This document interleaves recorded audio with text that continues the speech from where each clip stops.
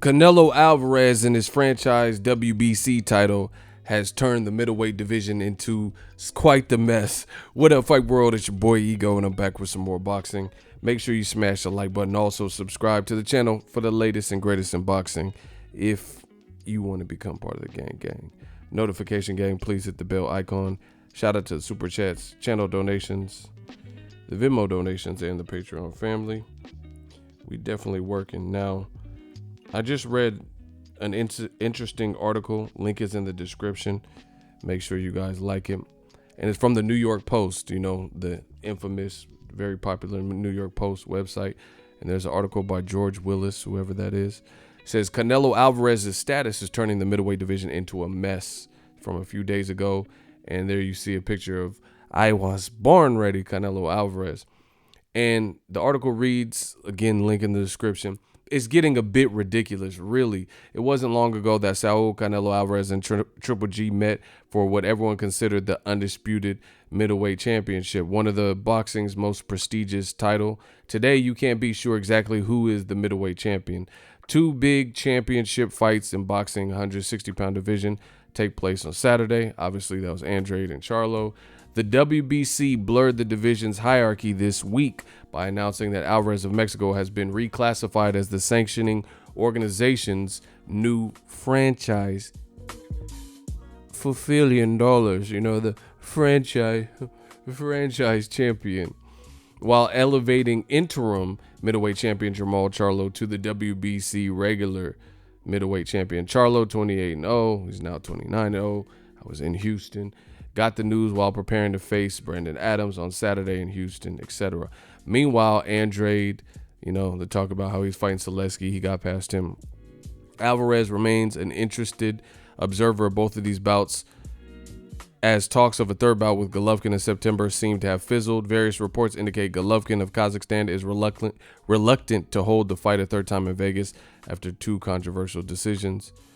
As for the mess, the franchise champion, it says, franchise champion was created by the WBC Board of Governors during a recent mid-year meeting in Honolulu, Hawaii, as a special status for someone, quote, who has achieved and maintained the highest of statures in the sport, according to a press release. And it's funny because, you know, Canelo did fail a drug test, and, you know, despite him having a reason and him saying the tainted meat, he did fail a drug test just last year.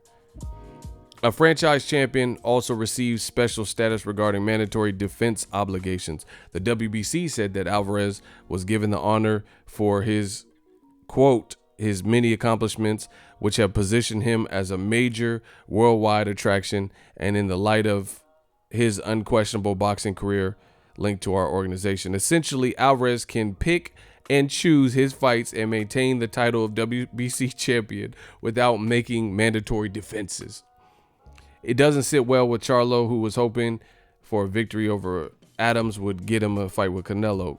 Quote, if I've been elevated to the regular champion, where's Canelo? Charlo asked reporters. How can he just skip me and just leave the belt alone like that? If Canelo has the bigger belt, well, that's the belt I want now.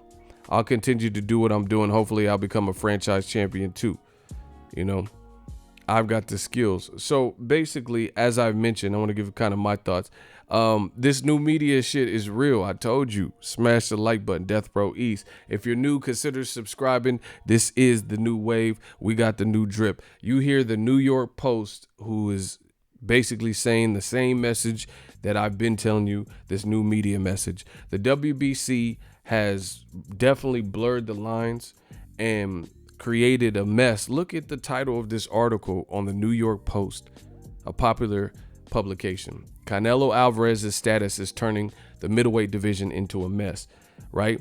And one thing that they didn't include in this particular write-up in this article is that Canelo, his title is not at stake. So they've basically immortalized Canelo. He doesn't have mandatories, and he doesn't have the same obligations that Deontay Wilder, Gary Russell Jr., you know, Mikey Garcia, when he was the WBC champion, and a slew of other fighters, great fighters, have. You know, he doesn't have to fight a mandatory. And even if let's say they made the Charlo fight, Charlo can't win the franchise champion. This is a special position that in the whole lineage of the WBC was never around. You know, I don't know exactly how many years they've been around, and they just made it for Canelo. Why not do it for Deontay Wilder? He's the longest reigning champion in boxing, if I'm not mistaken, since January 2015. Or let me one up that. Why not do it for Floyd Mayweather? He was undefeated for 22 years, and he's definitely had WBC belts. He's conquered more divisions. He's brought more money to the sport than Canelo Alvarez. You know, he's had bigger blockbuster events, and he never got this honor. So to me, this is a bad look. The Charlo problems don't go away. And if anything, the WBC, in an effort to try to salvage and make Canelo not look like the bad guy, them doing this has made it worse, because before, Canelo was one belt away from being undisputed. He had just unified with Danny Jacobs. And it seems like in Canelo's career, the moment he does something great or good, or, you know, fights the competition that a lot of the fans want to see, stunts like this are pulled. You know, people were just giving him credit. He beat Golovkin. I didn't see this controversy in the second fight. The first fight, yes, you know, I was at that fight. But in the second fight, I didn't really see this controversy and things like that. So he got past him. Then he fought Rocky Fielding. You know, no biggie, even though we knew what was going to happen there. But he fought Daniel Jacobs. Like, oh, this is great. You know, he just unified. And he started telling reporters that he wants undisputed. So it was looking like everything was great. Everything was, you know, in motion for Canelo. Like, man, he's just really beating up. And then they pull this. And, you know, it's confusing to the fans. There's too many belts in boxing. So since no one else can win this franchise title that Canelo has, if Canelo fought Charlo, you know, if Canelo, let's say Demetrius Andrade beats Canelo, just think about this, people. If Andrade, let's say they just reached out to Andrade, that's what the reports say. Let's say Canelo fights him September 14th and Andrade beats him. Let's say he beats him. Andrade has a WBO belt. Canelo has the rest of the belts. So how, if this is a non-transferable title, how is Demetrius Andrade now undisputed? That doesn't even make sense.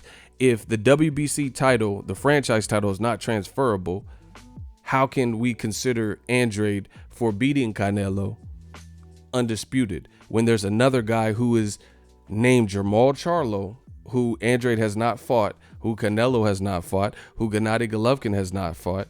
None of the, you know, top guys have fought them, and Charlo hasn't got to fight any of them. So if they said the winner can't get Canelo's franchise title, but they'll get a diamond belt. You see how confusing this is? So let's say Andrade beats Canelo, unless they're anticipating Canelo never losing again, even though he's questionably lost other fights outside of the Mayweather fight. But the point being is this: if Andrade beats Canelo, he can't get the franchise title, so Canelo will still be a champion. Andrade will be a diamond belt WBC champion, and then you have Charlo running around with the full regular WBC belt. So it's just like, that doesn't provide the clarity that the fans need. It's my 2 cents, and now you're seeing the pressure come down. New media, more people are talking about this. It's not a good look. They're talking about Jaime Munguia, Canelo, Triple G3. You know, they're talking about all these fights with Kovalev. We'll see what Canelo decides, but there's definitely a lot of eyes, and he's under the microscope with this particular move from the WBC. That's just what it is. Let me know what you guys think. We working. So if you enjoyed this video and want more content like this on the channel, you can show your appreciation by going to the PayPal donate button or the YouTube support button, and you can donate any amount that you feel is equivalent to the value of this video. Much more to come. Thank you guys for your support. Boxing Ego, the future of boxing.